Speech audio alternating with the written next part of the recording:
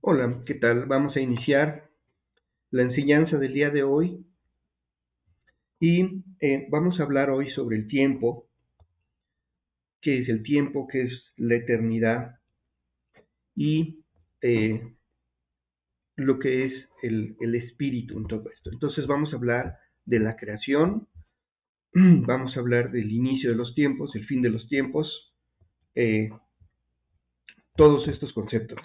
Y quiero empezar hablando de algunas definiciones.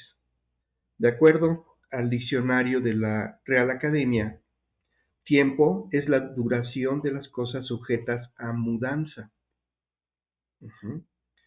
Y también lo describe como magnitud física que permite ordenar la secuencia de los sucesos, estableciendo un pasado, un presente y un futuro, y cuya unidad en el sistema internacional es el segundo. Perdón. Entonces, el tiempo es la duración sujeto de las cosas sujetas a mudanza, a cambio. Y nosotros encontramos varios pasajes donde habla del tiempo y específicamente hay uno que me llama la atención porque menciona la palabra tiempo con otra acepción diferente a lo que hemos visto ahorita. Estos están en Daniel y en Apocalipsis. En Daniel capítulo 12, verso 7, dice: y oí al varón vestido de lino que estaba sobre las aguas del río, el cual alzó la diestra, su diestra y su siniestra al cielo, y juró por el que vive por los siglos, que será por tiempos y la mitad de un tiempo. Y cuando se acabe la dispersión del poder del pueblo santo, todas estas cosas serán cumplidas. Entonces, esto es una profecía del fin de los tiempos. Pero está mencionando que habrá un periodo de tiempos y la mitad de un tiempo. En el verso 25 del mismo capítulo 7 dice: y hablará palabras contra el Altísimo. Aquí está hablando sobre el antimesías o el anticristo. Dice: hablará palabras contra el Altísimo, y a los santos del Altísimo quebrantará, y pensará en cambiar los tiempos y la ley, y serán entregados en su mano hasta tiempos y medio tiempo. Bueno, aquí hay dos partes. La primera donde dice pensará cambiar los tiempos. Allí se refiere a las fiestas de Dios, a la celebración de las fiestas. Entonces, las fiestas que están descritas en Levítico 23 tienen mucho que ver con el tiempo o los tiempos. Entonces, cuando se habla de tiempos, hablamos de fiestas. Y en la segunda parte donde dice, serán entregados en su mano hasta tiempos y medio tiempo. Fíjense de qué está hablando. Lo voy a repetir. Dice, y hablará, estamos hablando del antimesías, hablará palabras contra el Altísimo, y a los santos del Altísimo quebrantará, y pensará en cambiar los tiempos y la ley, y serán entregados en su mano hasta tiempos y medio tiempo. Eso se refiere a 3 años y medio. Tiempo, 1 año. Tiempos, 2 años más y medio tiempo. 3 años y medio. Entonces, quiere decir que los santos del Altísimo, nosotros, seremos entregados en su mano por 3 años y medio. Esto para quien piensa que el arrebatamiento es antes de la manifestación del anticristo, aquí dice que no. Aquí menciona que serán entregados en sus manos por 3 años y medio. En Apocalipsis 12, verso 14, habla también del mismo tema, dice, y se le dieron a la mujer las 2 alas de la gran águila para que volase delante de la serpiente al desierto, a un lugar donde es sustentada por un tiempos y la mitad de un tiempo.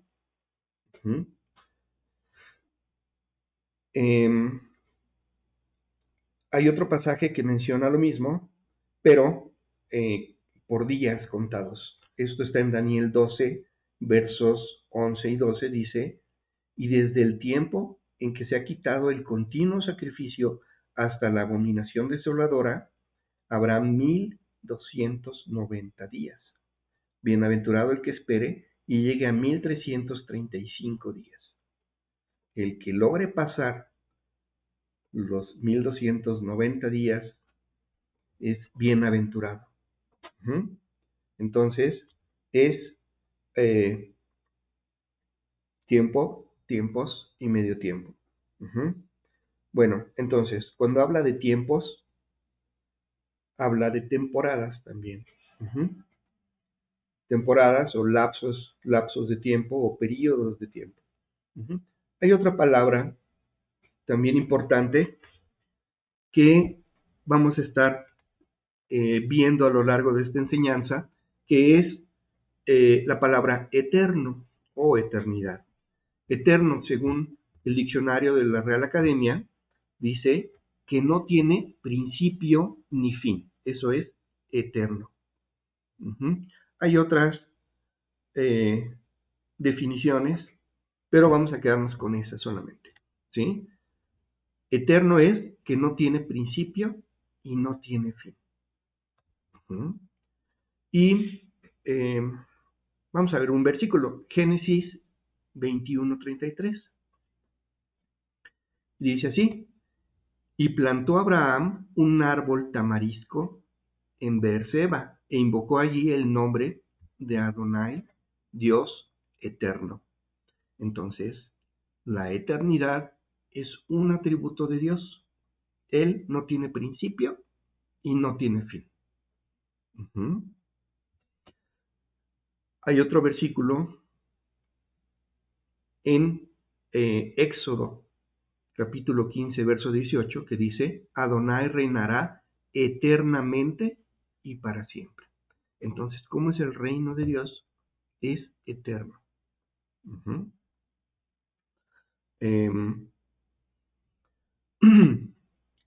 Una canción que conocemos que se llama Adon Olam, habla del Dios eterno, ¿sí? Del Señor del universo, o el Señor del mundo. Y habla desde antes de la creación, habla de él, ¿sí?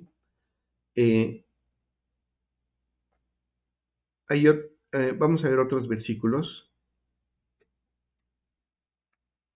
En el Salmo 106, verso 48, dice, bendito Adonai, Dios de Israel, desde la eternidad y hasta la eternidad. Y diga todo el pueblo, amén. Entonces, aquí está hablando que Él es bendito desde la eternidad y hasta la eternidad. Hay otro término parecido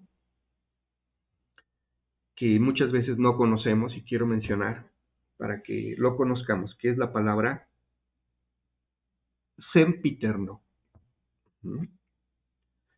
De acuerdo al diccionario de la Real Academia, sempiterno significa que durará siempre, que habiendo tenido principio, no tendrá fin. Entonces, sempiterno quiere decir que tiene principio, pero dura para siempre. Tiene un principio, pero dura hasta la eternidad. Algo que es perpetuo, eso es sempiterno. Entonces, en el Salmo 105, verso 10, dice, la estableció a Jacob, está hablando de un pacto, dice, la estableció a Jacob por decreto, a Israel por pacto perpetuo. O por pacto sempiterno. Entonces, está diciendo que estableció un pacto con Israel en un momento, o sea, tuvo un principio, pero de allí continúa para siempre. No tiene fin ese pacto. En Lucas capítulo 1, verso 32 dice, este será grande y será llamado Hijo del Altísimo, y el Señor Dios le dará el trono de David su padre, y reinará sobre la casa de Jacob para siempre, y su reino no tendrá fin. Entonces aquí está hablando de Yeshua HaMashiach, está hablando de Jesús, y está diciendo que Él va a reinar, va a establecer su reino, y va a ser sempiterno. Eso es el reino de Jesús. Un reino sempiterno. Tiene un principio, pero no tiene fin. Ahora sí, vamos a hablar un poquito sobre la creación. Antes de entrar a la creación, bueno, la creación, vemos que en Génesis capítulo 1, verso 1 dice, en el principio creó Dios los cielos y la tierra. En el principio. ¿Y qué había antes del principio? Estaba Dios, porque Él es eterno. Pero entonces, quiere decir que hubo un principio, pero ¿de principio de qué? Principio de todo lo que conocemos, de este mundo físico, el universo que conocemos, los cielos y la tierra. La ciencia, ¿qué dice al respecto? La ciencia, antes se pensaba que el cielo era eterno, que había existido siempre y siempre existirá. Las estrellas ahí están, no se mueven. El sol, pues sale en la mañana, se oculta en la noche, al atardecer, y la luna recorre el cielo en la noche y demás. Bueno, con el desarrollo de la ciencia y la astronomía moderna tiene un concepto diferente. Ahora, el concepto es que el universo sí tiene un principio. Cumpliendo lo que dice Génesis capítulo 1, versículo 1.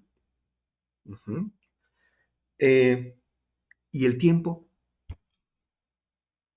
Pues el tiempo también tiene un principio, junto con el universo.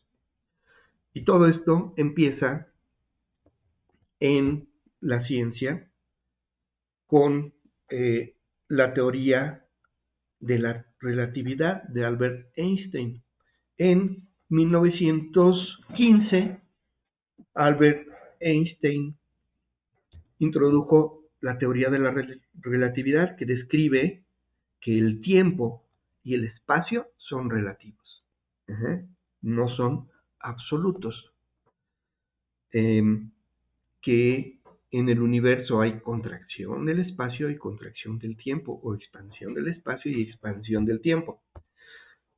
Esa fue una sacudida a la física clásica, a la física newtoniana, y se empezó a manejar esos conceptos de relatividad del espacio-tiempo y el concepto de espacio-tiempo, haciendo una relación entre el universo y el tiempo. Eso fue en 1915. Muy poco tiempo después, en 1929, 14 años después, Edwin Hubble estaba estudiando los cielos y descubrió nuevas galaxias, ¿sí? Descubrió que había otras galaxias aparte de la Vía Láctea. Eso fue un gran descubrimiento. Antes no se conocía más que lo que hay en la Vía Láctea. Y aparte de estudiar y descubrir nuevas galaxias, se dio cuenta que estaban en movimiento, que estaban desplazándose en el universo. Y no solo que se estaban desplazando, sino que se estaban alejando una de otra. Entonces, de allí surgió el concepto de el universo en expansión. Entonces, ya con la teoría de la relatividad, de la definición del espacio-tiempo, y ahora el descubrimiento de Edwin Hubble. Hubble es el nombre del primer telescopio espacial que se puso en órbita alrededor de la Tierra. En honor a este personaje. Hubble fue el que entonces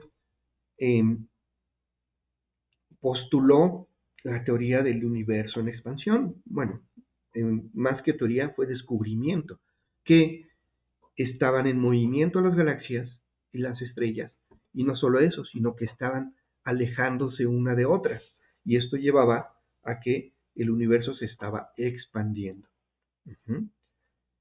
Y casi inmediatamente, 2 años después, en 1931, Georges Lemaître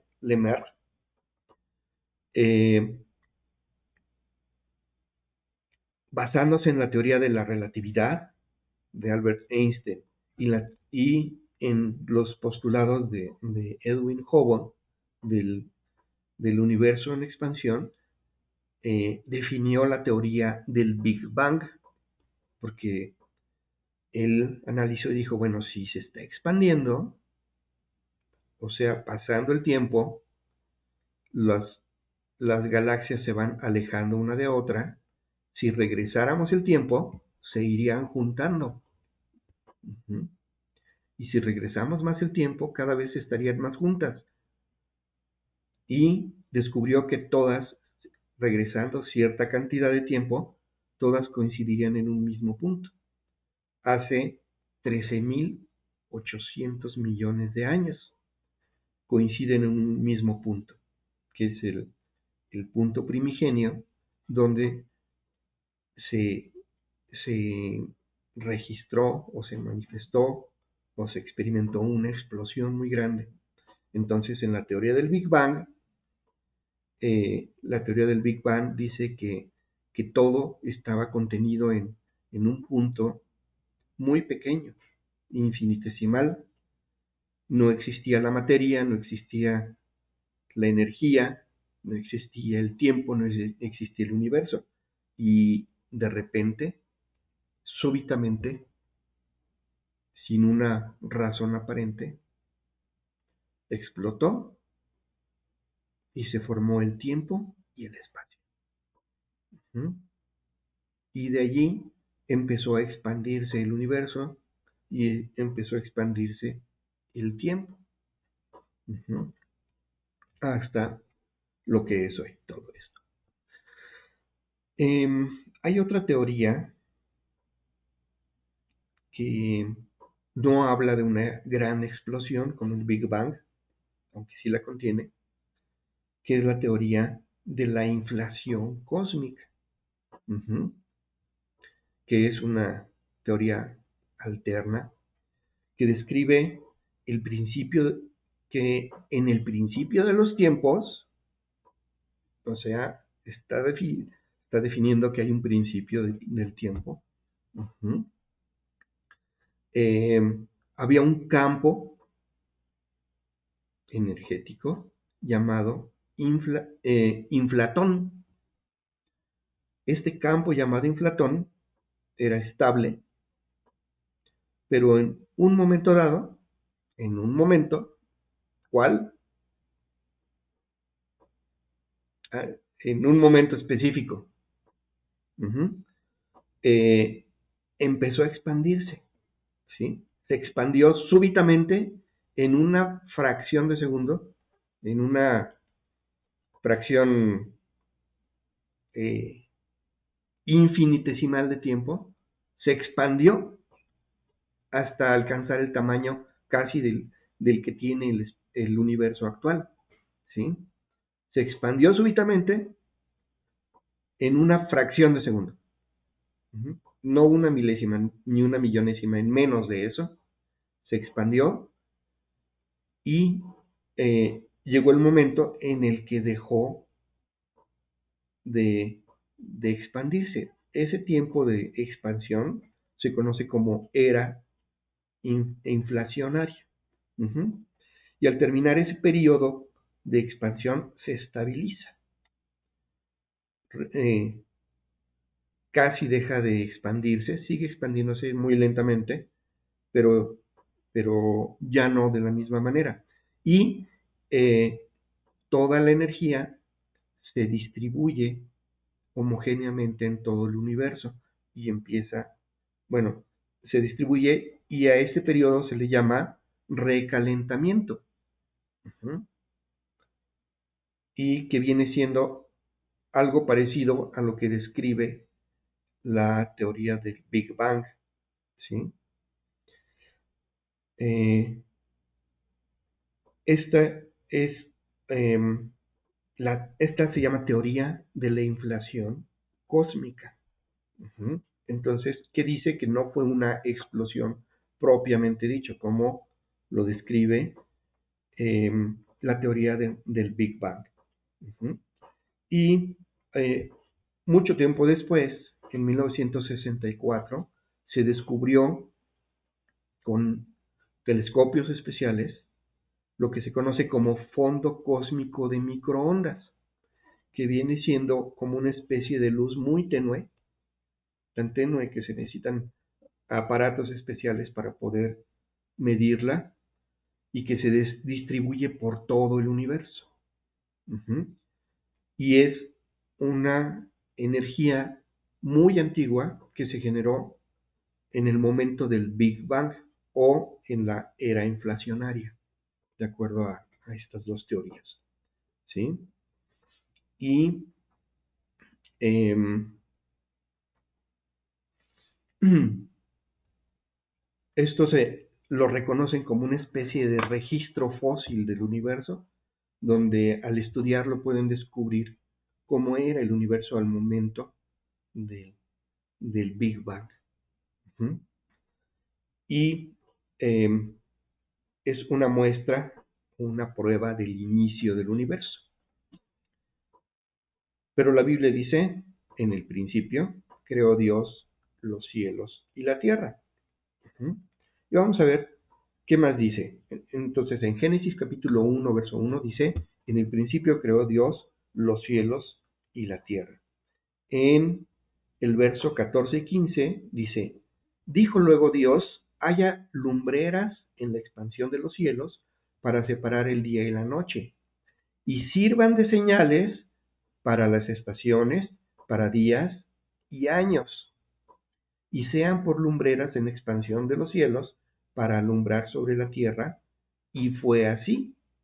E hizo Dios las dos grandes lumbreras, la lumbrera mayor para que señorease en el día, y la lumbrera menor para que señorease en la noche.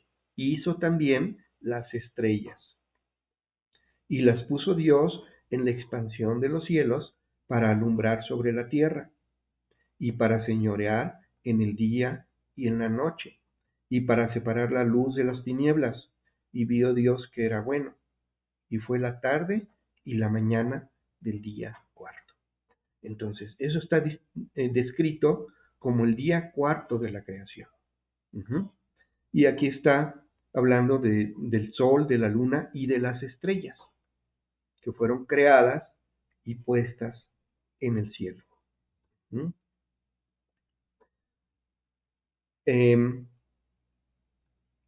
Algo muy importante aquí es lo que dice al final del verso 14. Dice, y sirvan de señales para las estaciones, para días y para años.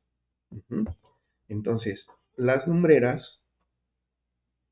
que son el sol y la luna, y las estrellas, nos ayudan a identificar las estaciones, los días y los años. Los días, pues cuando el sol sale y cuando el sol se mete en el horizonte, en la bóveda celeste. No es que se esté moviendo el sol, sino es la sensación que tenemos, ¿sí? O la percepción que tenemos desde la superficie de la Tierra. Entonces, de esa manera podemos medir los días o contar los días por las veces que el sol sale y se oculta. Las estaciones por la posición o por la trayectoria que tiene el sol sobre en la bóveda celeste, ¿sí? Eso nos da las estaciones y los años cuando se cierra el ciclo de las trayectorias del sol en la bóveda celeste. En el calendario hebreo, los meses se miden por lunas, por el ciclo lunar.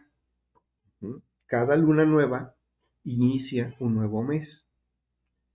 Y con 12 lunas nuevas es un año. Aunque también entran otros aspectos allí que hoy no vamos a hablar. Ya hemos hablado, pero hoy no vamos a tocar, ¿sí? Para avanzar.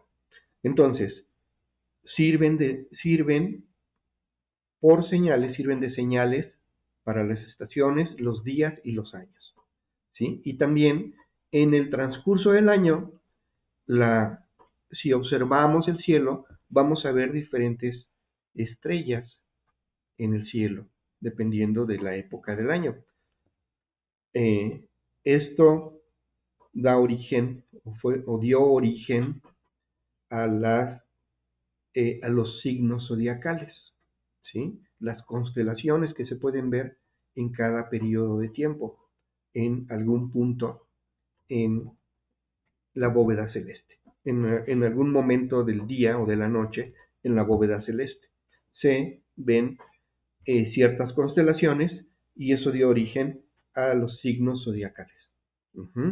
Vamos a leer segundo libro de Reyes, capítulo 23, verso 5. Está hablando aquí de un rey de Judá que dice fue recto delante de Dios y él hizo la voluntad de Dios y derribó altares. Vamos a ver lo que dice en el verso 5. Dice, y quitó a los sacerdotes idólatras que habían puesto los reyes de Judá para que quemasen incienso en los lugares altos, en las ciudades de Judá y en los alrededores de Jerusalén, y asimismo a los que quemaban incienso a Baal, un dios falso, al sol y a la luna, y a los signos del zodíaco, y a todo el ejército de los cielos. Entonces, ¿qué quiere decir? Que empezaron a adorar al sol, empezaron a adorar a la luna, el dios sol, que en muchas culturas existe, el dios de la luna, que hoy se adora también, a los signos zodiacales y a todo el ejército del cielo, dice, a las estrellas mismas, ¿sí? Entonces, las estrellas representan a dioses. Entonces, en el sistema idolátrico o el sistema idolátrico está basado en, eh, en lo que hay en el cielo.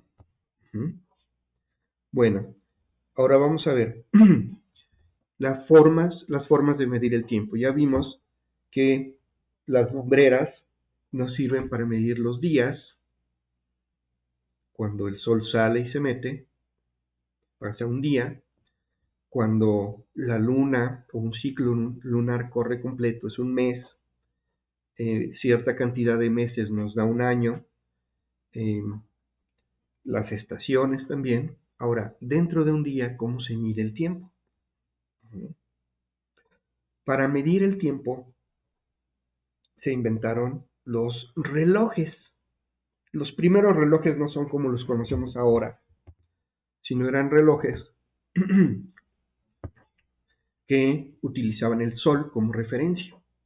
¿Sí? Estos se conocen como relojes de sol. Los relojes de sol es un objeto, una estructura, un poste que se pone en un lugar y se observa la proyección de la sombra que produce ese poste cuando el sol se desplaza en la bóveda celeste. Entonces vemos que la sombra es proyectada en diferentes puntos, se va moviendo la sombra, la proyección de la sombra en el piso conforme avanza el tiempo. Y en el piso se ponían marcas que indicaban tiempos equidistantes, ¿sí? Por ejemplo, las horas. Entonces, esto, claro, tenía el inconveniente de que si estaba nublado no se podía medir. Sin embargo, eran muy útiles. Estos se usaron mucho en Egipto, por ejemplo. Había relojes de sol en Egipto y en todo Medio Oriente, ¿sí? Estos relojes entonces se utilizaban para medir el tiempo durante el día. Pero ¿cómo se medía? Bueno, vamos a ver algunos versículos donde se menciona esto. En Segunda Libro de Reyes, capítulo 20, versículo 11, habla de un reloj que utilizaban en Israel. Dice, entonces el profeta Isaías clamó a Adonai e hizo volver la sombra por los grados que había descendido en el reloj de Acaz 10 grados atrás. Fíjense lo que pasó aquí. Que clamó Isaías e hizo volver la sombra 10 grados en un reloj de sol. Eso es algo único, nunca se dio eso solamente en este punto. Dios es omnipotente, es el único que puede hacer esto y es descrito en este punto de la Biblia. De hecho, hay otro versículo en Crónicas donde habla de esto mismo, ¿sí? Fue una señal de Dios hacia un rey. Ajá. Y hay otro incidente que sucedió también con el movimiento del sol en la bóveda celeste y la luna. Esto está en Josué, capítulo 10. Resulta que estaban en una guerra, estaban peleando y al final del día, al atardecer, ya estaban ganando, estaba ganando Israel la batalla. Sin embargo, ya iba a oscurecer y entonces iban a escapar sus enemigos. Entonces clama a Dios. Vamos a ver lo que dice del verso 11 al 14. Dice, entonces Josué habló a Adonai el día en que Adonai entregó al amorreo delante de los hijos de Israel y dijo en presencia de los israelitas, Sol, detente en Gabaón y tú, luna, en el valle de Ajalón. Y el sol se detuvo y la luna se paró, hasta que la gente se hubo vengado de sus enemigos. No está escrito esto en el libro de Hazer. y el sol se paró en medio del cielo y no se apresuró a ponerse casi un día entero. Y no hubo día como aquel, ni antes ni después de él, habiendo atendido Adonai a la voz de un hombre, porque Adonai peleaba por Israel. Entonces, aquí está hablando de que la proyección de la sombra de los objetos no se movió durante casi un día, casi 24 horas estuvo ahí quieto, en lo que el ejército israelí derrotó al amorreo y acabó con ellos completamente.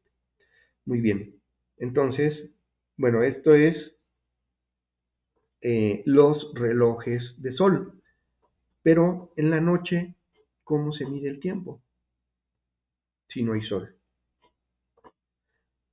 Hubo un invento egipcio muy interesante que después se evolucionó, pero vamos a ver, que son los clepsidras. Un clepsidra es un reloj que funciona con agua. Se pone un recipiente con agua con un pequeño orificio, muy pequeñito, y se llena hasta el tope o hasta una marca superior, y el agua empieza a salir, empieza a gotear a través del pequeño orificio y el nivel empieza a bajar. Y después de cierto tiempo se encuentra una marca, vamos a decir una hora, llega a una marca. Al pasar otra hora llega a otra marca. Y así hasta que se vacía. Entonces, el clepsidra ayudó a medir el tiempo durante la noche. Y esto evolucionó a utilizar no solo el agua como fluido, sino poder utilizar otros fluidos en este tipo de aparatos, ¿sí? Y entonces surgieron de allí algo que conocemos más, que es más popular, que son los relojes de arena. Un reloj de arena tiene un fluido, es un recipiente cerrado, que tiene dos cavidades grandes unidas por un pequeño orificio y tienen arena en su interior. Utilizan la arena como fluido. Cuando nosotros volteamos, cuando toda la arena está en el recipiente o en la cavidad inferior, nosotros volteamos el reloj y la arena empieza a pasar de la cavidad superior a la cavidad inferior por ese pequeño orificio y tarda cierta cantidad de tiempo en pasar de un recipiente al otro, ¿sí? Hay unos comerciales que se llaman relojes para huevos cocidos que tarda 3 minutos en vaciarse la arenita, que es el tiempo que se supone que tarda en cocerse en un huevo. Si nosotros ponemos a hervir agua y cuando ya está hirviendo ponemos un huevo crudo, en 3 minutos ya el huevo está cocido.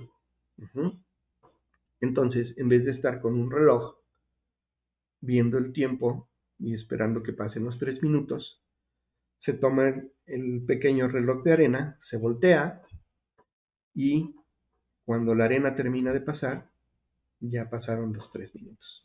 ¿Sí? Entonces, es como un clepsidra, pero el clepsidra es específicamente de agua. Este es un reloj de arena y sirve para contar o medir el tiempo, de acuerdo a cómo esté diseñado este pequeño reloj o este pequeño aparato. Muy bien, bueno, eso es la medición del tiempo. Ahora, vimos que cuando habla del antimesías dice, y pensó en cambiar los tiempos y la ley. ¿Qué es esto? Lo que el anticristo o el antimesías va a hacer es tratar de quitar, bueno, el quitar la ley es quitar eh, la Torá, o los, invalidar los mandamientos de Dios. Perdón. Invalidar los mandamientos de Dios y anular las fiestas de Dios. Uh-huh. ¿Por qué? Porque dice en Levítico, estas son las fiestas de Adonai que proclamaréis o convocaréis en sus tiempos. Uh-huh. Las fiestas no son en cualquier momento, sino es en sus tiempos, en un momento específico en el año o en la semana hay una fiesta, una santa convocación. Uh-huh. Ya hemos hablado de esto. Entonces, vamos a ver lo que dice Levítico 23:4. Dice, estas son las fiestas solemnes de Adonai, las convocaciones santas a las cuales convocaréis en sus tiempos. Uh-huh. Entonces, aquí en la palabra fiestas, estas son las fiestas, la palabra fiesta, la palabra que en hebreo que se traduce como fiesta es la palabra moed, uh-huh, que significa asamblea, compañía, concertar, congregar, consejo, determinar, estación. Uh-huh. Que es un tiempo fijo, una temporada o una festividad. Uh-huh. Entonces, moed es la palabra fiesta, pero también se utiliza en tiempos. Entonces, es la misma palabra que encontramos en Daniel cuando dice del antimesías y pensará cambiar los tiempos. Entonces ahí viene la palabra moed. Uh-huh. Las fiestas, las santas convocaciones. Uh-huh. En segundo libro de Crónicas, capítulo 8, verso 13, dice, para que ofreciesen cada cosa en su día, conforme al mandamiento de Moisés, en los días de reposo, en las lunas nuevas y en las fiestas solemnes 3 veces al año. Esto es, en las fiestas de los panes sin levadura, en la fiesta de las semanas y en la fiesta de los tabernáculos. Entonces, aquí está hablando de fiestas. ¿Mm? Está hablando de tiempos, momentos específicos en donde debe de hacerse algo de acuerdo a lo que Dios estableció. Entonces, es importante para Dios, es importante para nosotros, es importante para el pueblo de Israel cumplir con los tiempos que Dios estableció y las santas convocaciones descritas allí, porque nos muestran y nos revelan proféticamente lo que ha de venir y el cumplimiento profético en el Mesías de estas fiestas. Uh-huh. Ahora, ya vimos que en la teoría de la relatividad, el Big Bang y la inflación cósmica nos habla de un principio del universo, un principio de los tiempos. Ahí tiene el origen en el Big Bang o en el tiempo inflacionario donde está el origen, ¿sí? Empieza el origen del tiempo, empieza a correr el tiempo, corre el cronómetro del tiempo celestial, del tiempo de Dios, en la Tierra o en el universo, y vienen todos los sucesos. Dijimos que tiempo es la secuencia de sucesos que ocurren en cierto orden. ¿Mm? Pero esto es infinito, es sempiterno. No lo es. Sempiterno, recuerden que es que tiene principio, pero no tiene fin. Entonces, nosotros podríamos decir, bueno, pero el universo es eterno. Al menos eso se creía antes de, de 1929. 1929, hace 100 años, todavía se pensaba que el cielo, el universo era eterno. Siempre había existido. Ajá. Ok, 1931 surgió la teoría del Big Bang. Ujú. Entonces, eh,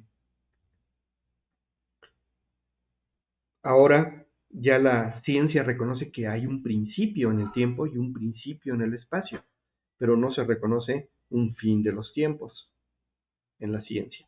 Pero la Biblia nos habla del fin de los tiempos. Vamos a ver. En Daniel, capítulo 8, verso 17, dice, vino luego cerca de donde yo estaba,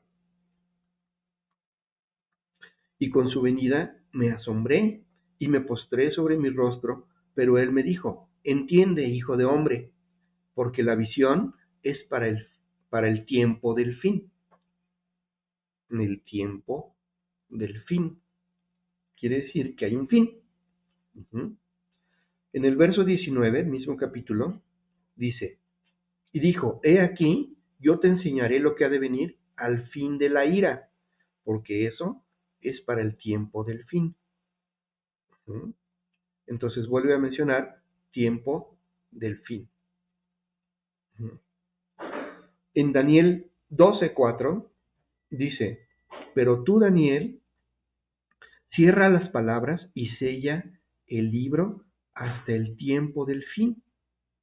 Muchos correrán de aquí para allá y la ciencia se aumentará. Creo que esto, que no fue sellado en el libro, lo vemos su cumplimiento hoy. Dice, muchos correrán de aquí para allá y la ciencia se aumentará. Ya dijimos que la ciencia, hace 100 años, no había descubierto que había un principio del universo y un principio del tiempo. ¿Y cuánto ha aumentado desde hace 100 años para acá la ciencia? Uh-huh. Y dice, muchos correrán de aquí para allá. Hoy no solo corren, hoy vuelan. ¿Sí? Tan rápido es el desplazamiento del hombre en la Tierra que si surge un virus en China, en una semana ya está en todo el mundo. Y esto fue la causa de esta última pandemia que vivimos en este momento. ¿Sí? Porque el desplazamiento del hombre es inmediato. En unas horas una persona puede estar del otro lado del mundo. Y si está enfermo, puede llevar esa bacteria, ese virus, esa enfermedad a cualquier otro lado. Y han surgido nuevos. Está el coronavirus, pero están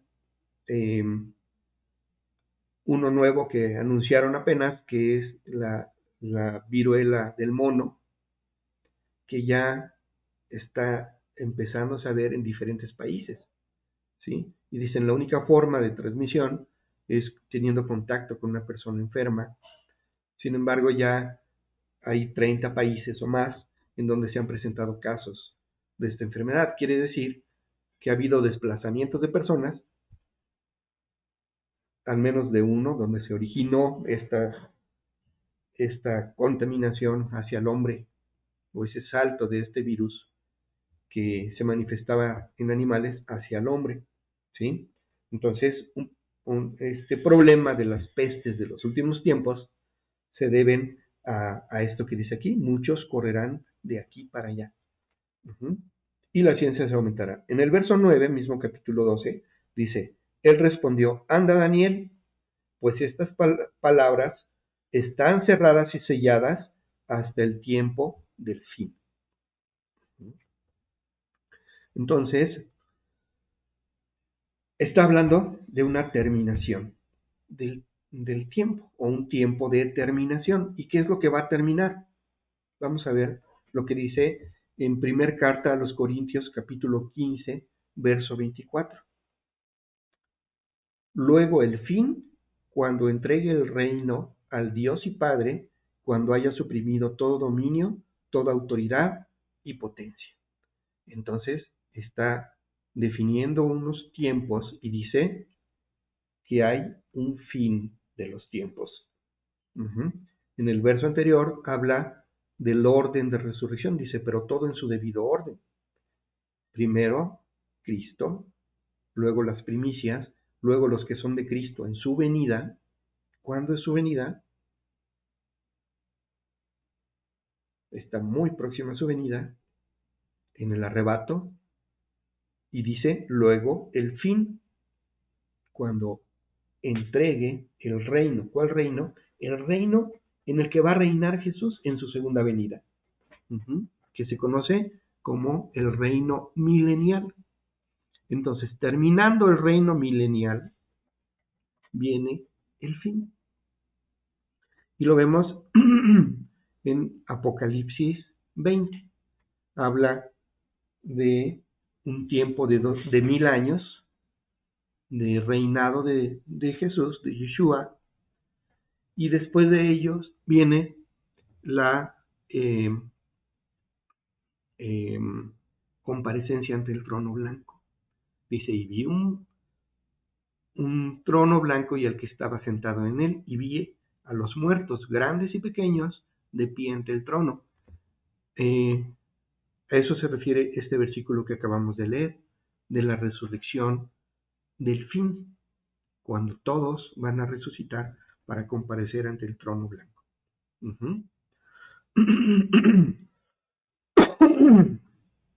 Esto va a ser cuando se cumpla el día del Señor. Perdón.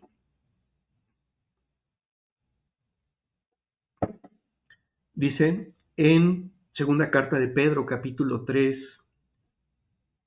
versos del 10 al 12. Pero el día del Señor vendrá como ladrón en la noche, en el cual los cielos pasarán con grande estruendo. Los cielos pasarán con grande estruendo, y los elementos ardiendo serán deshechos, y la tierra y las obras que en ella hay serán quemadas. ¿Qué va a quedar en la tierra? Nada.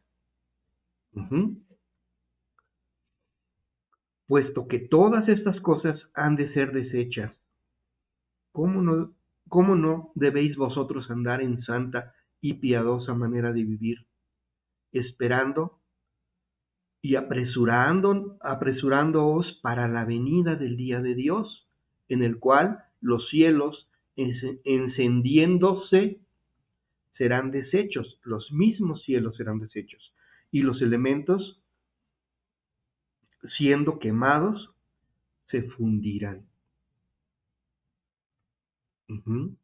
Entonces, todo va a terminar, va a acabar todo aquí. No nos va a dar tiempo, hablando de tiempos, de terminar este tema. Voy más o menos a la mitad.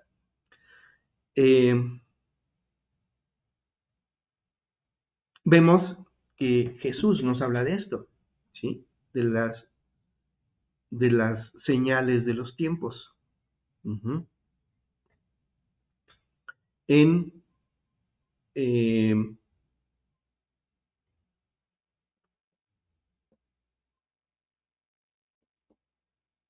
En tres versículos. En Mateo 24,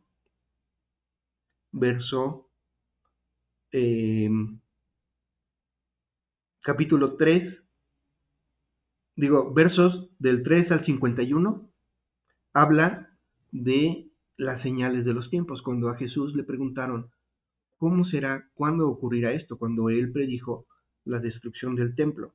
Dice, ¿y cómo serán estas cosas?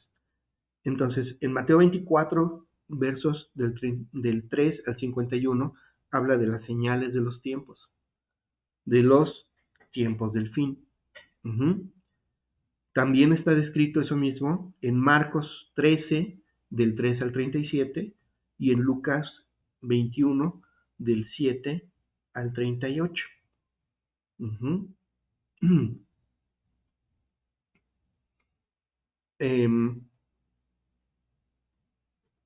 No vamos a leerlos, es extenso, léanlos ustedes. Son prácticamente Mateo 24, Marcos 13 y Lucas 21. Hablan de cuando Jesús habló de las señales de los tiempos del fin. Uh-huh. O lo que menciona Daniel, uh-huh, que es cuando terminan los tiempos. Uh-huh.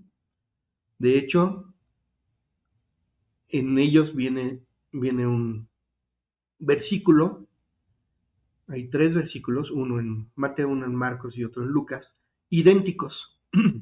Mateo 24, 35 dice: el cielo y la tierra pasarán, pero mis palabras no pasarán. Idéntico está en Marcos 13, 31 y en Lucas 21, 33. Uh-huh. Entonces, ¿a qué se refiere con que sus palabras no pasarán? Lo que él está describiendo. Uh-huh. Eso sucede. Las palabras eternas van a permanecer. Uh-huh. Va a pasar el cielo y la tierra. Va a pasar, va a terminar, va a dejar de existir. Uh-huh. Y lo vemos en Apocalipsis 20, dice, y la tierra y el cielo no existirán más. El cielo y la tierra no van a existir más, van a terminar. ¿Cuándo? En el día del Señor. Uh-huh. En Joel, fíjense bien lo que dice aquí. Joel capítulo 2, versos 30 y 31. Y daré prodigios en el cielo y en la tierra, sangre y fuego y columnas de humo. Vean lo que está sucediendo. Columnas de humo, sangre y fuego. El sol se convertirá en tinieblas y la luna en sangre, antes que venga el día grande y espantoso de Adonai. Va a ser un día espantoso, porque es cuando todo va a terminar. En Isaías 13, versos 9 y 10 dice: he aquí, el día de Adonai viene terrible y de indignación y ardor de ira, para convertir la tierra en soledad y raer de ella a sus pecadores, por lo cual las estrellas de los cielos y sus luceros no darán su luz, y el sol se oscurecerá al nacer, y la luna no dará su resplandor. Uh-huh. Vean que es lo mismo en otro pasaje.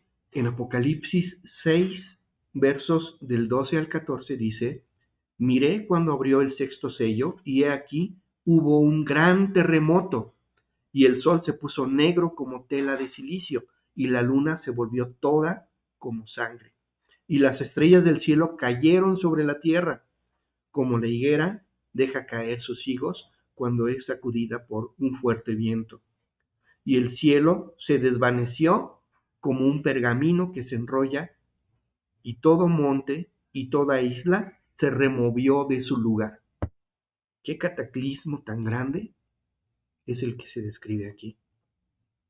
En Isaías 34, versos del 2 al 4, dice: porque Adonai está airado contra todas las naciones e indignado contra todo el ejército de ellas.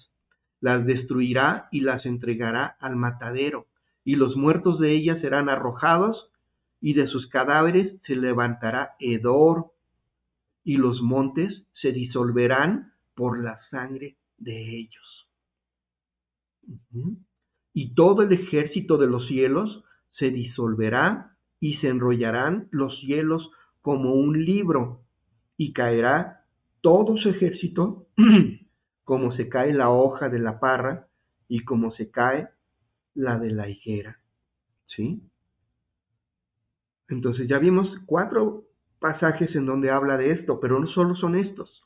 También está descrito en Jeremías 4:28, en Ezequiel 32:7, en Joel 2, versos 1 y 2, en Joel 2, 10 y 11, en Joel 3, versículo 15, en Zacarías 14, verso 6, en Malaquías 4, verso 1, en Mateo 24, verso 29, en Marcos 13, verso 24, en Lucas 21, verso 25, en Hechos 2, verso 20, en segunda carta de Pedro, capítulo 3, completito, en Apocalipsis 4, 8, verso 12, menciona lo mismo. ¿Sí? Entonces, no es trivial. Es muy claro lo que la Biblia nos está hablando de que viene un fin de los tiempos. No se asusten.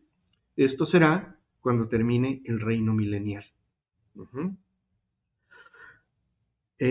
Viene un tiempo del fin, un fin de los tiempos, pero ahorita estamos entrando en un periodo muy interesante, ¿sí? Cuando empieza el reino milenial, ¿sí? ¿Cuándo empieza el reino milenial? Cuando termine la tribulación. Y la tribulación es lo que se describió en Daniel 7, que leímos en Daniel 7 y Daniel 9, que habla de tiempos y la mitad de un tiempo, de opresión. Dice que los santos del Altísimo serán entregados en su mano. ¿De quién? Del antimesías, por tiempos y la mitad de un tiempo.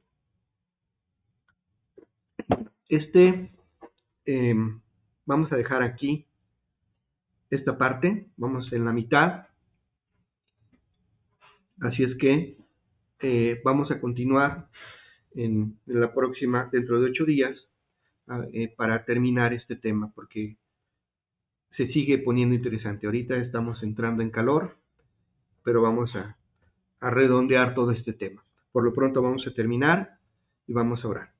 Padre, delante de tu presencia venimos, mi Dios, y ponemos nuestras vidas delante de ti, porque sabemos, Padre, que estamos en un tiempo especial. Tú nos has permitido vivir en estos tiempos en el que iniciará el reino milenial. Muchos, Padre, no lo veremos, seremos arrebatados. Muchos no lo veremos porque seremos muertos durante la tribulación. Y esperamos nosotros, Padre, reinar con Cristo Jesús por esos 1000 años. Y te damos gracias porque hoy nos permites aprender todo esto. Gracias porque tú nos muestras en tu palabra, Señor, el cumplimiento de lo que está escrito, Señor. Porque la tierra y el cielo pasará, pero tus palabras no pasarán. Porque tú eres Dios eterno, porque tú eres desde la eternidad y hasta la eternidad. Y te doy gracias, papá, porque nos permites conocer esto, aprender esto, entender esto y darnos ese discernimiento para poder aplicarlo en las enseñanzas y en el evangelismo. Dice tu palabra que en los últimos tiempos todos conocerán las maravillas de Dios, porque su conocimiento se esparcirá como las aguas cubren la mar. Y te doy gracias, papá, por ello, y te doy toda gloria y toda honra, toda alabanza, todo honor, todo poder y todo loor, de ahora, Padre, y hasta la eternidad. En el nombre de Yeshua HaMashiach. Amén.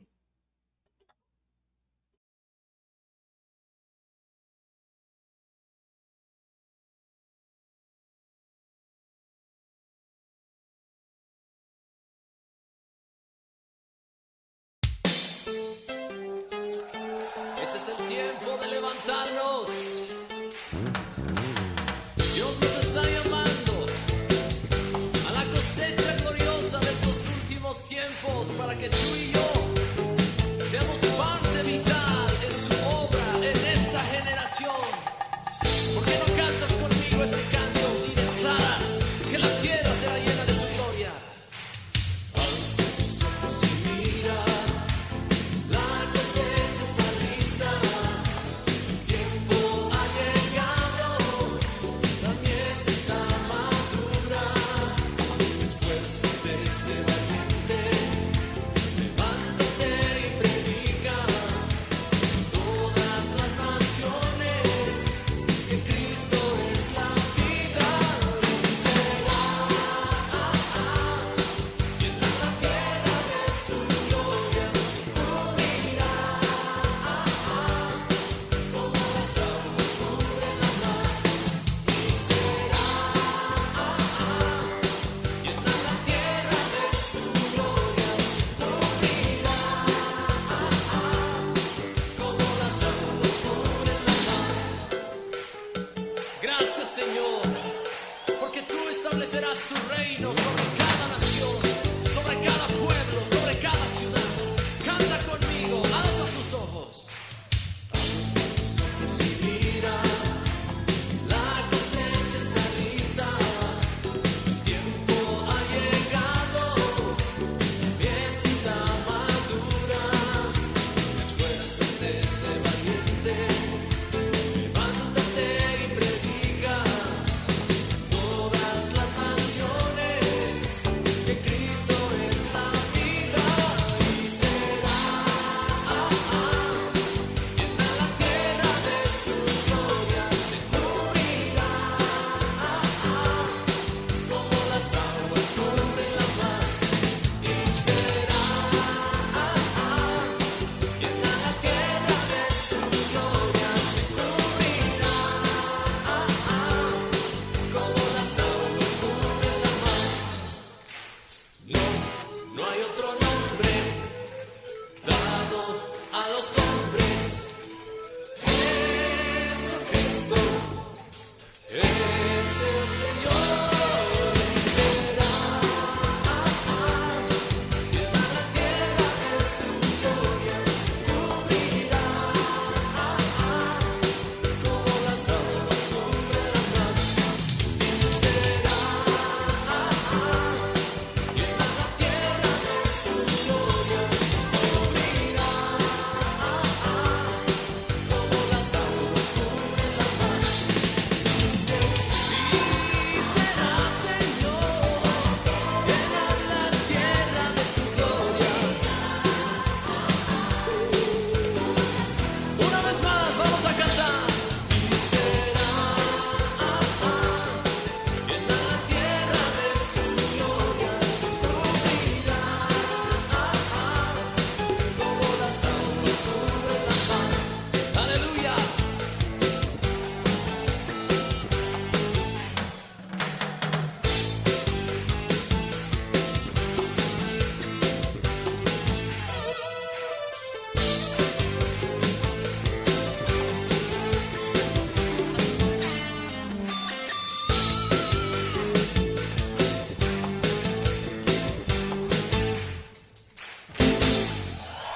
Aleluya. Toda la tierra será llena de la gloria del Señor.